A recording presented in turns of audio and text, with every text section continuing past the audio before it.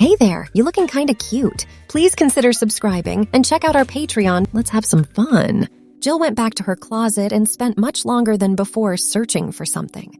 Finally, she called out that she had what she wanted, and for him to take off the uniform, slip, bra, and socks. Chuck was completely mystified, but couldn't wait to see what she'd come up with next. I wore this when Greg took me to his parents' country club, Jill said as she stepped out of the closet holding a dress. I'll bet you'll look just darling in it. Chuck broke into a smile as he saw the dress his sister laid out for him. It had cost almost $200 when their mother bought it for her, and it was worth every penny of it. To Chuck, the dress was breathtakingly beautiful, a pale green shift with a white lace shell over it. Jill had looked fabulous in it, as any guy who had been at the country club that night would happily swear to. She had guys literally begging her to dance with them that evening. Jill gently set the dress on the bed and retrieved some things from her dresser drawer. Turning back to Chuck, she smiled and showed him a pair of light green nylon panties, a matching satin bra and full slip, and a pair of smoke-colored pantyhose. Still want to go through with this? She asked innocently. Chuck was speechless, looking at the items in Jill's hand. Finally, he managed a nod of his head. You're going to have to change into these, she told him as she handed him the lingerie. The other stuff just isn't pretty enough to wear with this dress. You can change your underwear in the closet if you like. This time they go on your legs, my dear little sister, Jill said with a wicked grin as she handed him the pantyhose. Hope you don't mind me calling you that, by the way, but if you're going to wear my clothes, you're going to have to get used to being my little sister. That's okay with me, Chuck replied. I think I could get used to being your sister. This is great.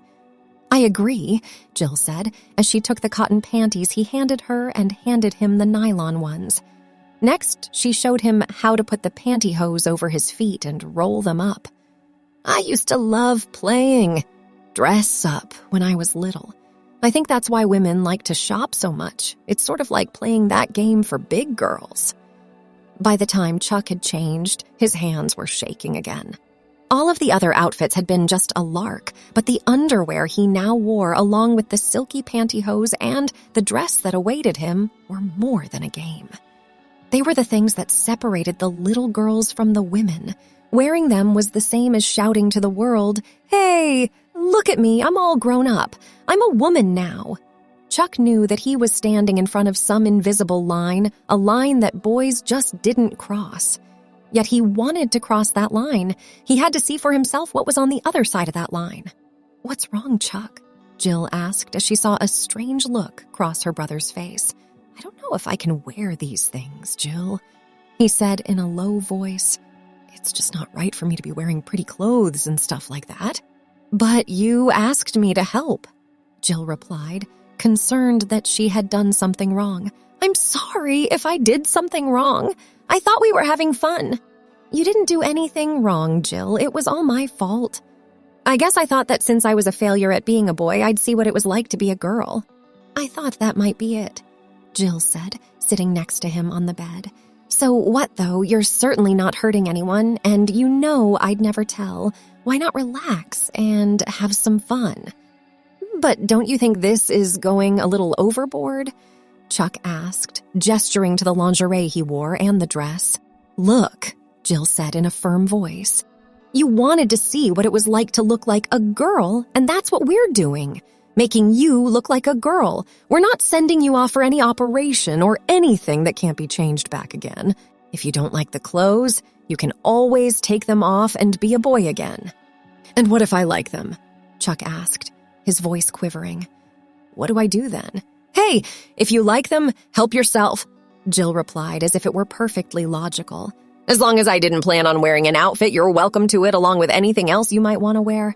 I've got plenty of clothes. Jill made Chuck feel so much better that after a few minutes with some tissues, he meekly raised his arms and let her pull the slip over his head. She showed him how to pull it down properly and adjust the straps, and then he was ready for the dress. There were no buttons to button and no zippers to zip on that dress. All Chuck had to do was to raise his arms above his head and accept the dress as it covered him in feminine beauty. When Jill finally lowered it over his head, He felt a sense of pleasure he'd never known before.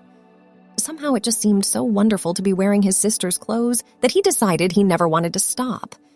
Jill straightened the dress out to ensure that no sign of the slip Chuck wore was visible under the dress sand, that all wrinkles were straightened out. She had him step into a pair of mid-heel green pumps that went with the dress, then led him back to the makeup table. This time she took off most of his old makeup, replacing it with subtle shades of eyeshadow to match his dress and darker shades of lipstick and blush to make him look like a beautiful young woman rather than a cute girl. "How about a manicure, miss?" Jill asked with a smile. Chuck wasn't sure what his sister had in mind, but he couldn't wait to find out. So he quickly agreed, and Jill went to work on his nails. She spent nearly 15 to 20 minutes filing and shaping them before she reached into a drawer and pulled out a package of press-on nails that would perfectly match his lipstick. After gluing them to his nails, she clipped a pair of dangling jade earrings on his lobes. The end fastened a gold necklace around his throat. One look in the mirror was all he needed. Chuck was thrilled at the young woman he saw. "Well, is it everything you hoped for?" asked Jill. "I feel so good. I think I'm going to burst," Chuck shouted. "I can't believe how pretty you've made me look. Thanks, but I just took what you had and fixed it up a little bit," Jill said with a shrug. "I hate to have to tell you this, Chuck, but actually you make a better-looking girl than many of the girls at school." "That's okay, Jill. I don't mind it a bit," Chuck said. "I guess it's a compliment in a way. Question is, though, little sister, what now? You can wear my stuff whenever you want, but you better not let anyone see you wearing my underwear, or you're going to be in all kinds of trouble." I know, Chuck replied sadly. "All dressed up and nowhere to go. Would you teach me how to dress and use makeup and stuff, Jill, please?" "You're really stuck on this, aren't you, sis?" asked Jill. "You want me to make a girl out of you, don't you?" "I'll do anything you ask, I promise. I'll help with your sewing projects. I'll clean your room for you, anything you want." "This is really freaky, you know that, don't you?" Jill asked. "But then again, it would be cool to have a sister to talk to whenever I needed another girl's opinion. Sometimes Mom just doesn't get it." "Then it's a deal?" Chuck asked. "I'll be the best sister any girl could ever want." "Sure, Chuck. It's a deal. Who knows? We might be able to sneak out to a mall once in a while if you want," Jill suggested. "How would you like to be my sister in public?" Chuck thought about the danger involved, but something was pushing the words out for him. "That sounds great!" "Okay," Jill shouted. "We'll try it in a couple of weeks. Maybe just a pair of jeans and a top for now, though. I don't think you're up to anything special just yet." Jill looked at her pretty brother and smiled. "You're a big girl. You can wear anything you want." Chuck didn't reply, but Jill could tell from the smile on his face that she had a new sister. She smiled as she thought of the new opportunities this opened up for her. There were those stupid events at school she hated attending. Maybe now her twin sister could go instead. Chuck spent the next several hours trying on different outfits from Jill's closet. He was thrilled to find that no matter what he chose, the outfit fit like it was made for him. No problems with having to put an extra hole in his already small-sized belt to hold his pants up. Most of Jill's slacks fit him perfectly without a belt. Jill's tops were also a perfect fit for Chuck, who couldn't decide which he liked most, Jill's silky dress tops or her ever-so-soft and comfortable casual tops. Since his mother was often at work when he got home from school, it wasn't at all unusual to find doing his homework in a skirt and top with his nylon-clad legs curled under him. He was always careful to change clothes long before his mother as due home and remove any makeup that he might have been wearing to prevent his mother from finding out about his new hobby. His mother did notice a change in his attitude, often commenting on how much happier he seemed lately. Chuck would just smile and tell her that there was nothing new, he just felt happy. He wasn't about to tell her that he wore Jill's underwear nearly as often as Jill did. Jill did her best to keep her promise to her brother, never complaining when he wanted to wear a particular outfit or borrow her makeup. Chuck was always very neat, replacing her clothes on their hangers, even pressing off an outfit that may have been wrinkled so she couldn't complain. She kept quiet to their mother, since it really did seem to make him so much happier than he'd been. As far as Chuck was concerned, things couldn't have been much better. He got to wear any of Jill's outfits and was always available to help her hem a skirt or model a new outfit to let her get an idea of what she'd really look like in it. Occasionally, they even pulled their allowances to be able to buy an outfit they both liked. Chuck was sure he had it made. Tired of failing as a boy, all he had to do was go to his sister's closet, and in minutes, he was an attractive teenage girl. No one but him and Jill knew what was going on, and he was very certain that it would stay that way. It was mid-October when Chuck's mother made the suggestion that brought him back to reality. "There's a Halloween party coming up at work in a couple of weeks," she announced as she walked in from work one afternoon. "Should be a lot of fun. Anyone interested?" "No thanks, Mom," Jill replied. "Amy and I are planning on going to the school dance that night." "How about you, Chuck?" his mother asked with a smile. "Unless you're going to the dance, too." "No," Chuck said dejectedly. "I won't be going to the dance, but your company parties were never that much fun. Too bad I thought of the perfect costume for you, too." "What's that?" Chuck sneered. "Head nerd. Actually, I was thinking more of Cinderella," his mom replied with a grin. "Don't you mean Cinderfella, like that old Jerry Lewis movie?" Chuck asked suspiciously. His mother just smiled at him. "No, I meant what I said. Cinderella, as in beautiful gown, glass slippers, handsome prince. You remember it, don't you?" "I remember that Cinderella was a girl, or did you forget that part?" "No, I remember it quite well. That's why I thought you'd enjoy it." Chuck's heart was pounding in his chest. His mouth suddenly felt very dry and his palms very wet. He could see Jill looking at him, then at their mother. Had she told? Why in the world would I ever enjoy going to a costume party as Cinderella? Why not the prince? I suppose you could go as the prince, but then you wouldn't get to wear a gown, some really pretty lingerie, makeup, slippers, and things like that. I'm sure you wouldn't want to pass up a chance to get all dolled up, right? Chuck was in a quandary. Going as Cinderella would be a dream come true. But how could she know? Chuck wheeled around to face Jill, tears streaming down his cheeks. "You promised you'd never tell!" he screamed hysterically. "You promised!" She never said a word. "Chuck, honestly," his mother said softly, "I figured it out by myself without ever asking her. I was confused at first, but things made sense when I saw your feet sticking out of the blankets one morning. You must have forgotten to take the polish off the night before. How long have you known?" Chuck sobbed.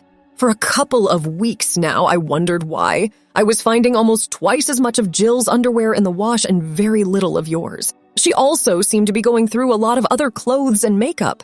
Once I saw the nail polish, I knew." "I'm sorry, Mom," Chuck said, his voice trembling. "I promise I won't do it anymore. Please don't tell anyone." "Calm down. I'm not about to tell anyone, but I do expect you to tell me everything, though."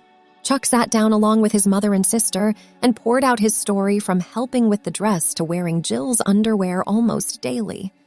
His mother stopped him occasionally to ask a question, but never made any comment until he was done. "I don't believe that you'll keep your promise, Chuck," she said quite solemnly. "I just don't see that happening." "I will, Mom. I swear I will," Chuck cried. "I'll never wear girls' clothes again, believe me."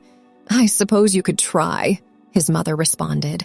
"But I think you should know that from what I've read, it's almost impossible to do." "I don't care," Chuck protested. "I can do it. I know I can. What if I said that I don't mind if you keep dressing up like a girl? Would that make a difference?" "Are you serious?" Chuck asked slowly. "You really wouldn't mind?" "I wouldn't have mentioned the Halloween party if I wasn't serious. Would you like to continue?" Chuck desperately wanted to say no. He wanted to be just like any other boy. But it was too late. He was already hugging his mother and thanking her. "I take it you'll come to the party with me," his mother asked with a knowing smile. "But won't people think it's kind of strange for your son to be Cinderella?" "Not if they were told that Jill was coming, not you." Chuck was lost in a dream by then. He was picturing himself in a flowing white gown, stockings being whisked across the dance floor. "What are you thinking?" Jill asked. "You've got a weird look on your face." "Oh, nothing at all," Chuck replied, still caught up in his dream.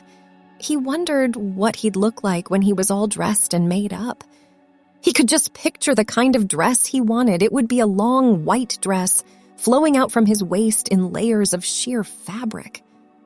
Underneath, he'd be wearing the most beautiful long white slip he could imagine, with layer after layer of pretty lace attached to silky white nylon. He'd wear sheer white pantyhose unless he could talk his mother into a garter belt and nylons. On his shoes would be a pair of white heels about 3 inches high. He'd have to get them soon to practice walking in them. It was a dream he never wanted to wake from. "We'll pick your outfit soon, Chuck," his mother stated, interrupting his dream. "Right now, I'd like you to do me a favor." "Sure, Mom, what do you want?" A smile crossed his mother's face. "I want to see what my new daughter looks like all dressed up. Makeup and the works, do you mind?" Chuck thought he was going to burst from happiness. "I'd love to. I know just what to wear, too." "Do you want some help, sis?" Jill asked with a grin.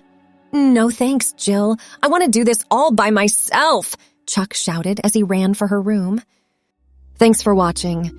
Check out Patreon if you want to have early access to the other parts. If not, it will be online in a couple of days.